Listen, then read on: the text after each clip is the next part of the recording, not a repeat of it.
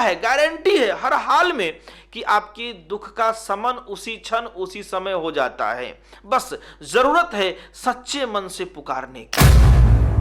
क्या ज्ञान बोध में जगे, तत्व बोध में जगे, जगते हुए साधना करे, नाम जप करे, और नाम जप करते करते करते करते करते एक ऐसी अवस्था आप में आ जाएगी, जैसे पहले वैखरी वाणी में, फिर अपने आप वो मध्यमा में जाएगी, फिर पश्यंती में जाएगा, फिर वो परावस्था में ले जाएगा मुझे। तो वो नाम जैसे ही मुझे परावस्था में ले जाएगा तो वहां नाम मिट जाएगा।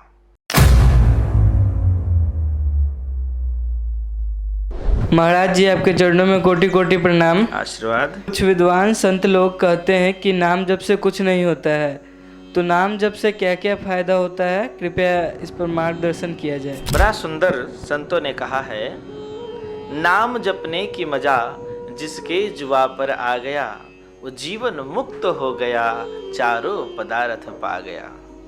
नाम जपने की मजा जिसके जुआ पर आ गया।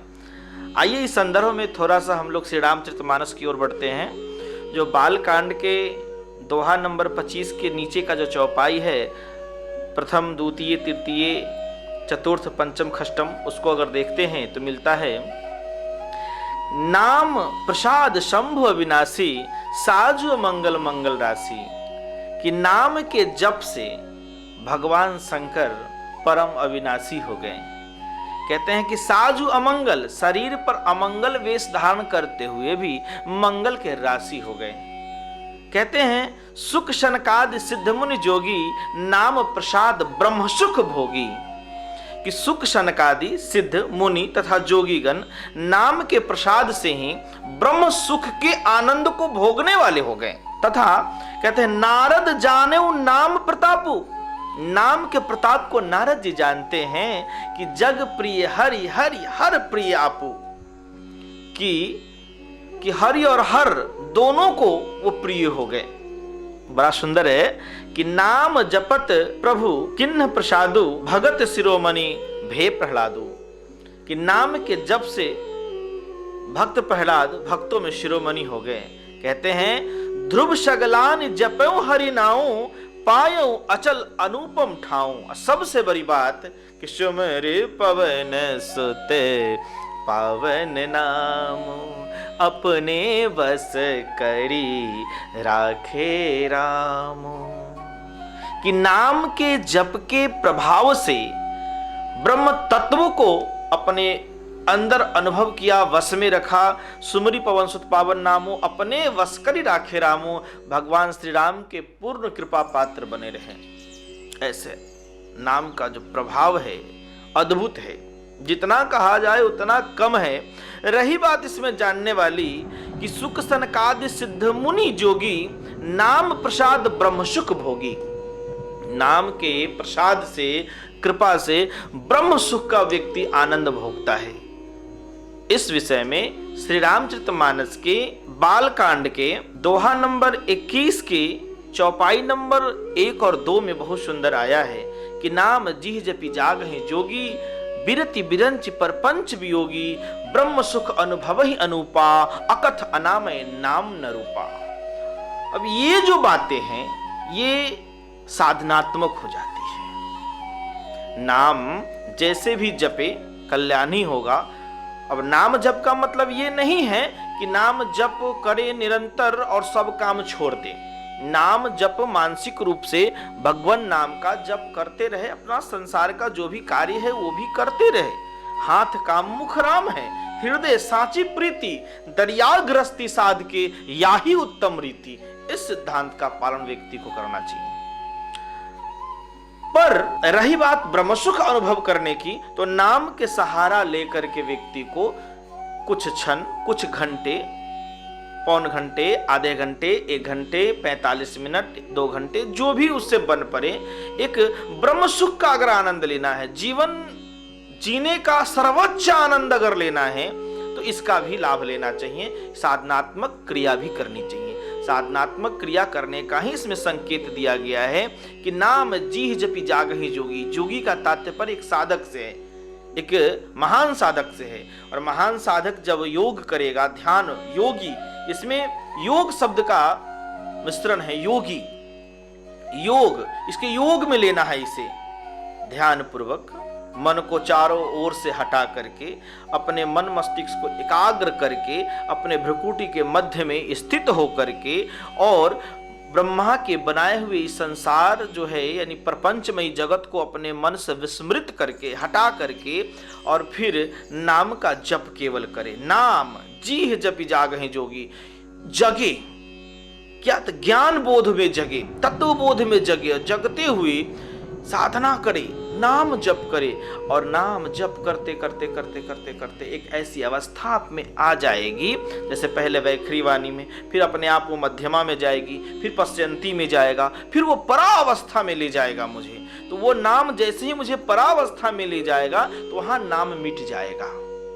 नाम वैसिक चीज है, यानी बिना नाम के वह अनाम में प्रवेश कर ही नहीं सकता, बिना नाम के अनाम में प्रवेश नहीं कर सकता। इसलिए यहां कहते हैं ब्रह्म सुख अनुभव ही अनुपा।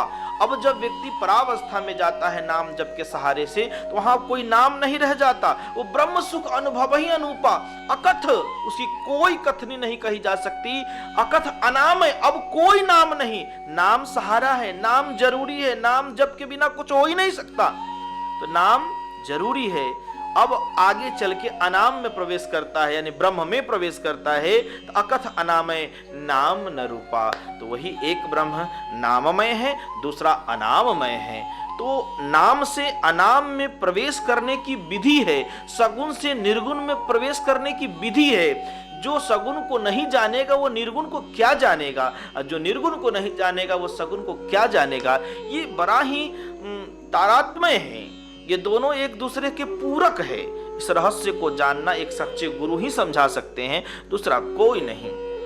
जो केवल पढ़ेगा तरह तरह का बुक और साधना नहीं करेगा गुरु कृपा से और गुरु के सानिध्य में, वो नाम के रहस्य को नहीं समझ पाएगा।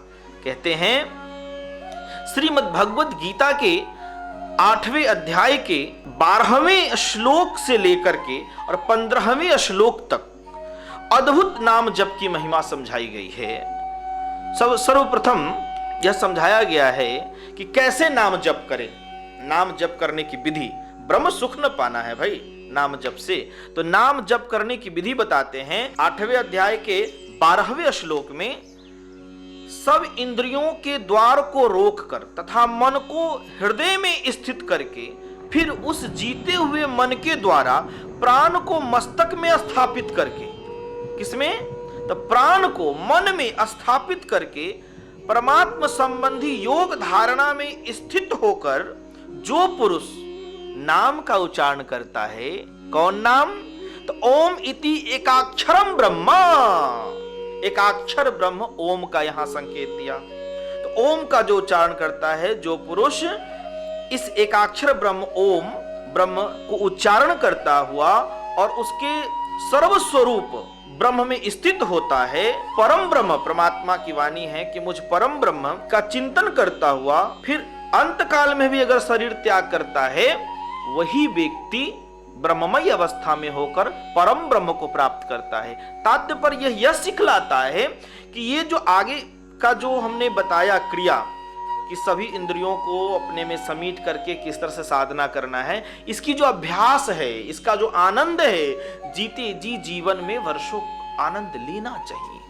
और जो व्यक्ति जीते जी इसका पूरा आनंद लेते रहता है, यानी कि जीते जी जो ब्रह्म की प्राप्ति कर लेता है, वही अंतिम में इस अवस्था में भी साधना करते हुए ब्रह्म को प्राप्त हो जाता है।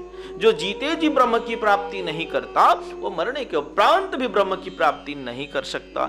इन्हीं बातों को खूब बढ़िया से इन 12वें श्लोक से लेकर 15वें श्लोक तक, अध्याय याद रखें 8वां, इसमें समझाया गया है। और बहुत सुंदर कहा गया है, राम भगत जग चारि प्रकारा, सुकृति चारु अनघ उदारा, कि भगवान राम के 4 प्रकार के भक्त होते हैं, आर्त अर्थार्थी, जिज्ञासु और ज्ञानी। इस से हमें यह ज्ञान मिलता है, यह समझ आती है कि वास्तव में यह अनुभव भी किया हुआ है कि कोई भी व्यक्ति अगर किसी संकट में फंसा हो, आर्त का मतलब ही होता है दुखी, दुख से ग्रसित होकर पुकारना, किसी संकट में पड़े हुए हम पुकार रहे हैं, तो निश्चित है कि राम नाम के जप से उसके सारे संकट, उस पल के संकट भी नष्ट हो जाते हैं। कहते हैं राम भगत जग चारि प्रकारा, आर्त अर्थार्थी जिज्ञासु और ज्ञानी। तो सर्वप्रथम है आर्त और अर्थार्थी। तो आप किसी भी संकट में हैं, किसी भी दुविधा में, किसी भी बाधा में, किसी भी आपत्ति विपत्ति में अगर पड़ चुके हैं और सच्चे मन से अगर आप सीता राम नाम का जाप करते हैं या श्री राम जय जय राम कहते हैं, या हे राम हमारे संकटों का हरण करे, और मानसिक रूप से हो या बोल कर हो आप सीता राम नाम का जाप करते हैं, तो ये पक्का है, गारंटी है हर हाल में कि आपके दुख का शमन उसी क्षण उसी समय हो जाता है। बस जरूरत है सच्चे मन से पुकारने की। जिस क्षण सच्ची पुकार सुरूर होगी उसी क्षण मालिक हाजिर जरूर होंगे और आपका जो संकट है वो नष्ट हो जाएगा, इसमें कोई संशय नहीं। जय श्री राम।